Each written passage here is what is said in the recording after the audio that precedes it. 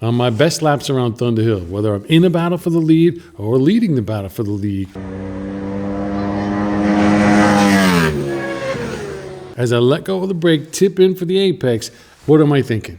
There's no way I'm going to make this turn. There's no way 1 second of braking got me slow enough to make this turn. Yet, I made it. And you know how I got here. But what about what happens from this point forward? You got 2 seconds to get the bike from full lean left to full lean to the right. Cresting a hill just at the right point. A blind apex. Full throttle going over the hill. You got 2 seconds to do it. How the hell do you do that? I'll tell you how I do it.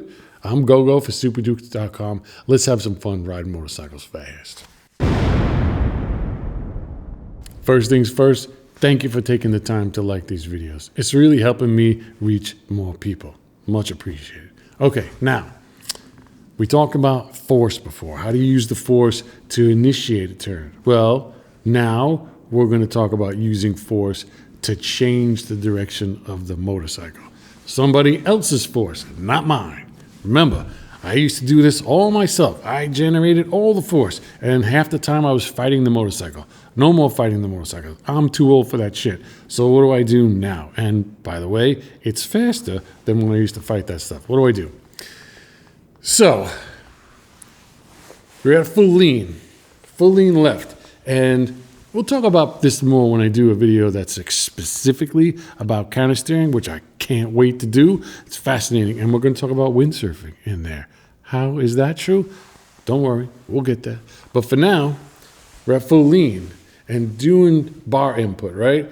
I'm pushing this way, this hand comes back, so I'm balancing how much am I lean with the cornering forces. I'm getting this balance right, and I'm mostly pushing. I don't pull on the upper bar. Some people ask me that. I do not pull on the outside bar. I mostly push on the inside bar, and my shoulders down, and my knees on the ground, and I'm down here. I feel like I'm next to the bike. Bike's over here, I'm next to the bike, and I'm set, and everything's wonderful. But in 2 seconds time, from this instant at the apex, I gotta come out of this turn, get the bike to pick up, right? It's a 400-pound motorcycle. How do you pick this motorcycle up? And again, this is all about, like, we all do it. We all ride. So, you could be Mary Agnes and just, going to deliver the newspapers, and you're going to slowly pick the bike up and turn. That's all great. We can all do that. But how do you do it that quick? Because the faster you go, the less time there is to do these things. So I talk about being deliberate, I talk about being proactive, I talk about having a plan. Didn't even mention that yet, but I'm mid-turn, and I'm full lean, and I'm pushing on the inside bar, balancing my lean. Now, this hand is mostly neutral. This hand is mostly pushing, okay? The instant that I choose, I pass the apex, and I know, because I know the track, this is the point. So I go from fighting the turn, pushing on the bar, to snap. I change from this hand being the pushing hand, and this hand is limp, to this hand is the pushing hand, and this hand is limp. Completely let this arm go soft. And now this arm, all the force that's pushing on my body this way, right? I'm fighting to turn left, and now I'm done with the left. Now I want to go that way. So I stop the fight of this force, and I let this force push my bike through this arm. I call it the Superman move, all right? It's my move. Again, I'm not telling you how to ride a motorcycle. I'm just telling you how I ride a motorcycle. So the Superman move is, here goes, the energy's here. Now the energy goes to here. This arm goes limp, and this arm pushes forward. What happens when this arm pushes forward? Remember, we talked about the basketball, and the first thing you need is put your foot out and push your foot out and push when you want to change direction. So we want to change direction right now. So as the energy, this arm goes limp, and the energy is going here, and I stop my fight. I stop my fight to lean. I'm pushing, I'm leaning. I stop that. Now I'm coming back this way. And as I'm coming back, this bar is pushing forward. As the bar is pushing forward, the front wheel is turning more, which is moving the bike. Well, I can't use that. Which is moving the bike full lean this way. I'm turning the bars this way. It's coming in. The bottom of the bike is going to go like that. The bottom of the bike is going to turn in a little more aggressively, actually, at the bottom and go like this. Now, if I'm sitting on top of the bike, I never moved. I'm not all the way over here, and now I'm going to go all the way over there. I'm not doing that. Just the bottom of the bike is moving underneath me. I'm going from lean like this to lean like this. The bike steered underneath me because of the Superman move, right?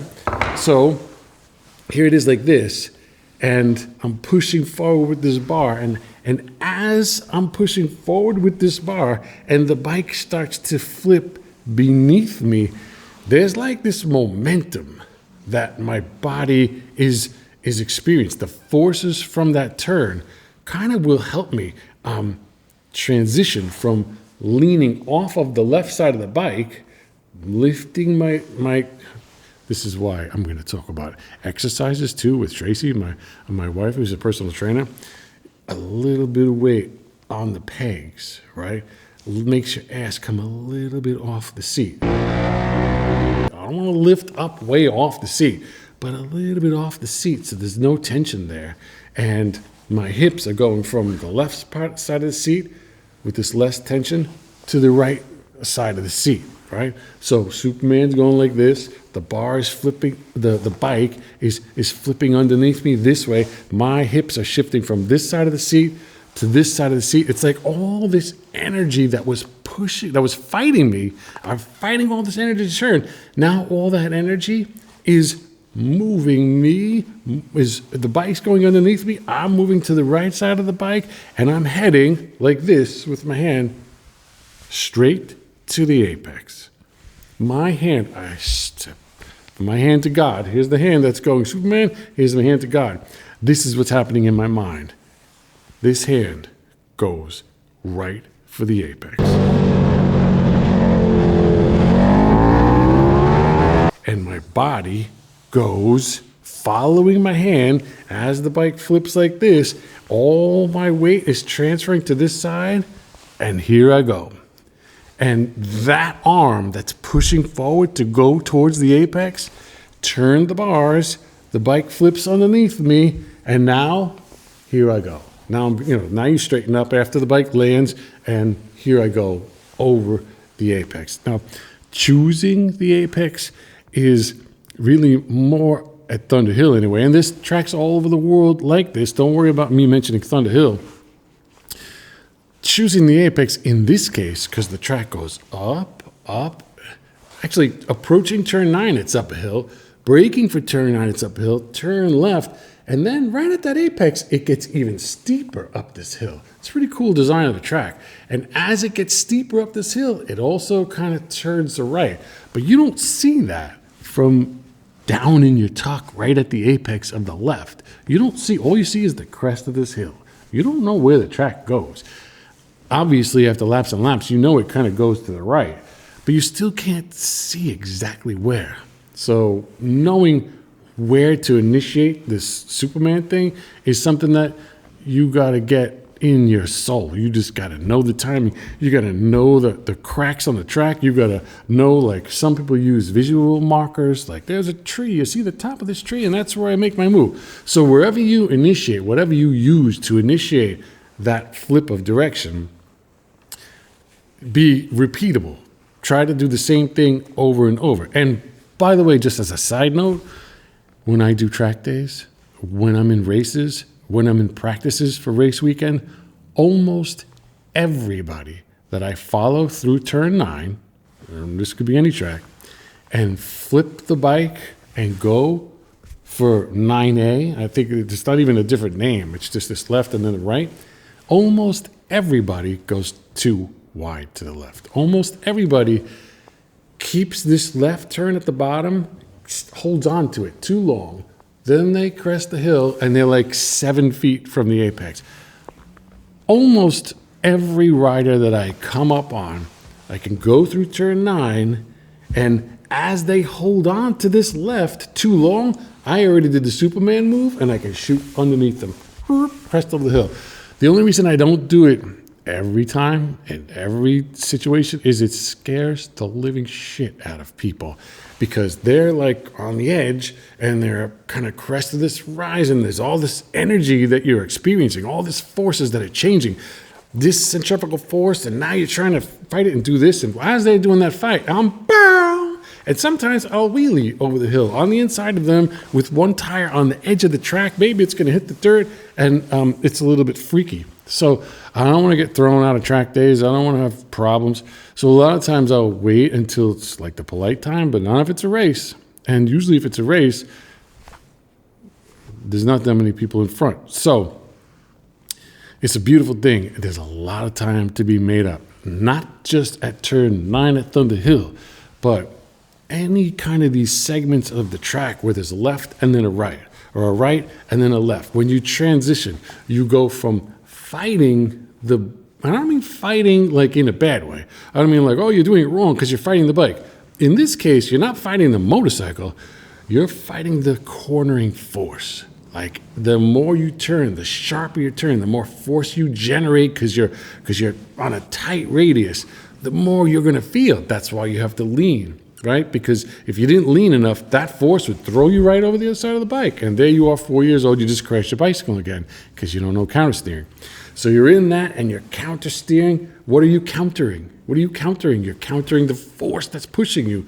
So now stop the fight. Stop this fight and start this fight. Go this way.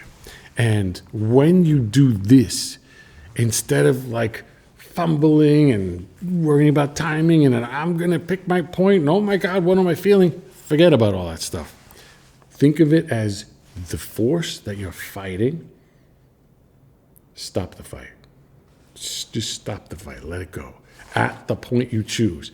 And now let that force steer your bike for you.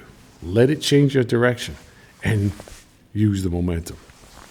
You don't have to do Superman everywhere. Maybe it's just on the hill because it's up that hill. I feel like this is appropriate. But, this could be appropriate too. But that is a trick. It's a great trick, and I never hear anybody talk about it. The Superman move. I'm GoGo for SuperDuke.com, and if you like this video, we got a lot more coming. Some really cool stuff with accelerometers and more force and more data, and it's just going to blow your mind. So go ahead and subscribe if you haven't already, and I'll see you soon.